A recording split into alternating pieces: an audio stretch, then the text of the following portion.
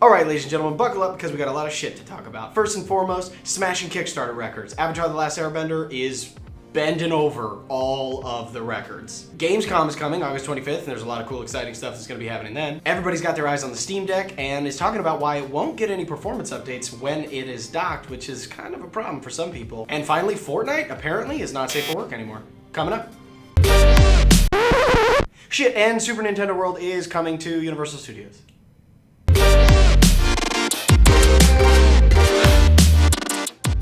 See, I'll add that in at the end. Oh, God. But anyway. Alright guys, thank you so much first and foremost for tuning in to another G-Mineo update. Welcome back. And I'm going to take like 5 seconds right now to just stare at you awkwardly into the camera. Right?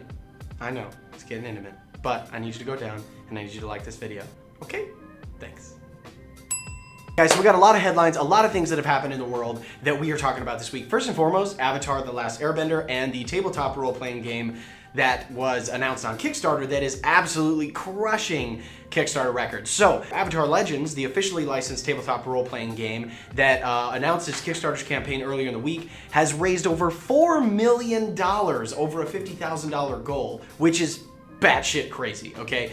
Previously, the record for tabletop role-playing game fundraising that had happened was 2.1 million, which ironically enough was Strongholds and Followers, an unofficial D&D compendium done by none other than one of my favorite YouTubers, Mr. Matt Colville. But nevertheless, Avatar Legends is absolutely shattering records. They've completely surpassed all their stretch goals, and it is a really, really exciting thing because I personally grew up on Avatar The Last Airbender. I absolutely love the series, and I am super stoked to play this role-playing game. Second of all, Gamescom, you guys. Gamescom is coming starting on August 25th from 10 a.m. Pacific all the way until August 27th. There's going to be a lot of different things that you can check out in the link at the description below. There's so many partners that have been announced. There's a lot of really exciting things that are expected or predicted to come out of this particular event, and teasers and things like that for some of the more anticipated games like God of War Ragnarok. Ragnarok, right? That's the next one. Lots of exciting things that are coming. You can check out the full list of partners at the link in the description below. And speaking of Gamescom, Xbox is actually holding a Gamescom Eve stream on August 24th, the night before the official event.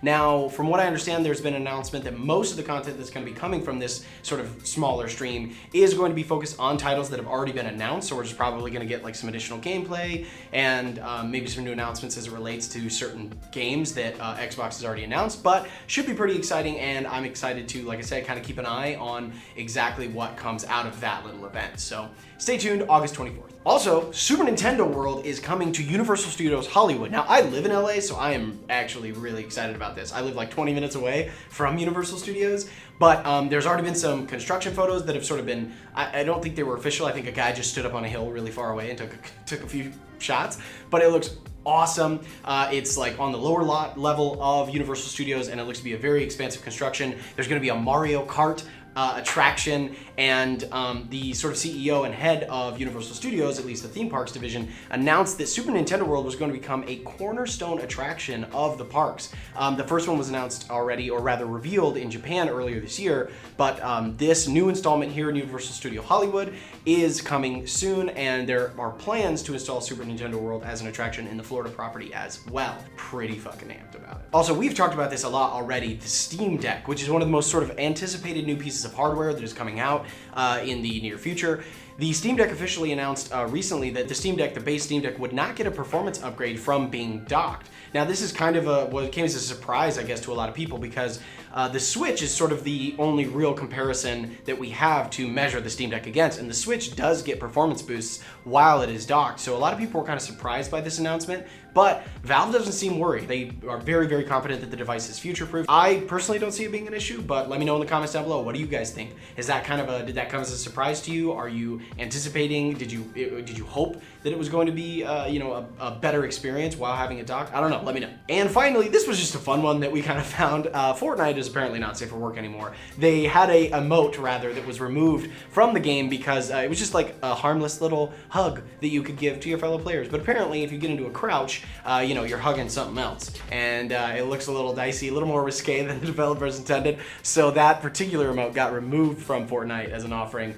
But you can still check out some fun clips. I'll probably play one right now, but it was pretty funny and just something that we thought would be fun to throw in. But that wraps it up for all of the major headlines that have come this week, you guys, and brings us into new releases in gaming that are happening this week, and there are quite a few. Black Book, and I'm not talking about Bridget Jones's Little Diary, you guys. Black Book is a dark RPG from developer Morteshka that has you playing as a witch in a world inspired by Slavic folklore as you battle dark forces. The game makes use of card-based combat mechanics where you sort of take turns and build a deck and everything, and this has actually become an increasingly popular sort of subgenre within RPGs where you sort of use decks to build your combat efficacy within the game. And I more specifically am interested in the sort of Slavic myth and folklore of all of it.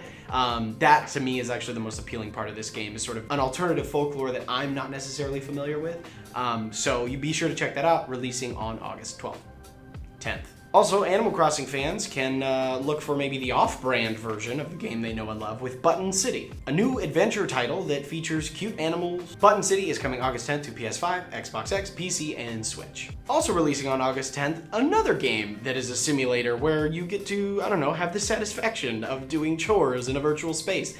Lawnmower Simulator is releasing on August 10th for PC and Xbox Series X, and I'm not gonna lie, it looks kind of cool.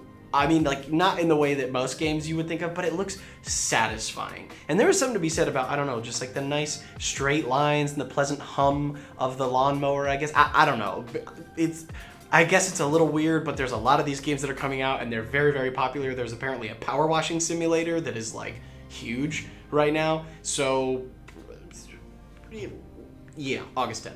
And if you want to blow some shit up in a cyberpunk world, you can check out Glitchpunk, available for early access on Steam beginning August 11th. I really like the music in this trailer, and that's really all I can say about it so far, but check it out. Also, we have Seed of Life. Now, this game actually looks like really beautiful, and in it you play as Cora, the last known survivor of the world of Lumia, who is attempting to find the Seed of Life, an alien device that can bring life and restore the sun to her dying planet. It's a puzzle game adventure title that looks to be, again, kind of interesting, and the graphics that I saw from the gameplay trailer look really beautiful. It's like Twilight and sort of has this very sort of like Northern Lights color palette that's really, really pretty. Looks to be kind of interesting, and again, if you're into puzzle games and action adventure games, you can check this title out, available on Steam beginning on August 11th. Also coming on August 12th is Foreclosure. Now this is was actually a indie game that was on Game Informer's radar sort of watch list for some of the new indie games that have come.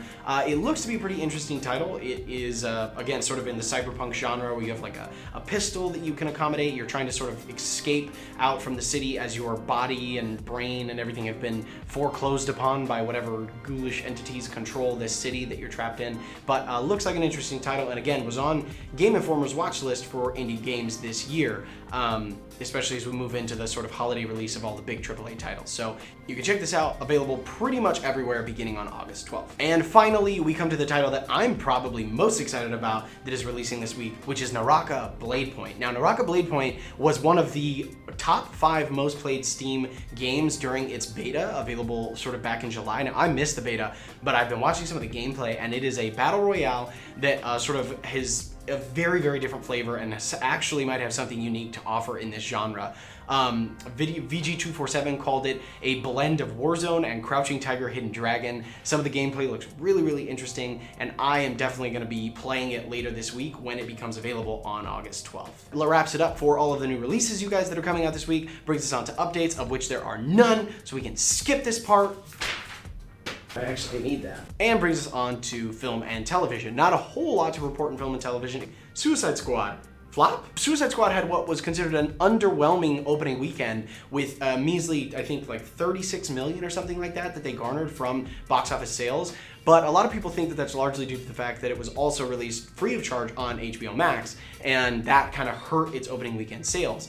And I say that because while the film didn't gross that much in its opening weekend, it still has really strong reviews from both critics and audiences. It's doing excellent, as a 91 by critics on Rotten Tomatoes and an 87% with audiences. So I think that largely the poor performance in the box office has more to do with the fact that, again, Delta variant and the sort of worry over that and its availability on HBO Max than it does with the quality of the movie. But let me know down in the comments below, what do you guys think? Have you seen it yet? Did you enjoy it? But also, no spoilers, because I haven't seen it yet, so no spoilers. Yes, I'm looking at you. And that wraps it up for TV and film and brings us into this week's Setup Spotlight. And you guys, I found it. This is the one. This is it. This is the setup that I want. And I know I've said that like twice before, that I would really love to have it, but like I'm dead ass. By Michael Soul Design. This space is perfect. I mean, this guy, first of all, it looks like he likes all the same things I do. He's got these beautiful cameras everywhere. He shoots on Sony just like I do. And the wood paneling and the grain and the lighting in this space is absolutely beautiful. It's set up perfectly for filming because the desk is like away from that wall and you got that beautiful backdrop that he has. I mean, it's just amazing. Like this space is beautiful. And if I were to have a setup of all of the setups that I've reviewed, this is the one that I want in my house. So, you know, at me, bro. But you guys, that is it. Wraps it up for this week's GMineo update. If you guys enjoyed the video, if you liked the video, then go down, hit that thumbs up, and like the video. It helps us out tremendously. We sincerely appreciate your support. If you are not already, obviously make sure you're subscribed, hit the bell so that you never miss any of our GMineo weekly updates or any of the rest of the amazing content that we have here on the channel. Wanted to say thank you so much for your support. Thank you for tuning in. And as always, game it till you make it. I'll catch you in the next one, guys. Bye-bye.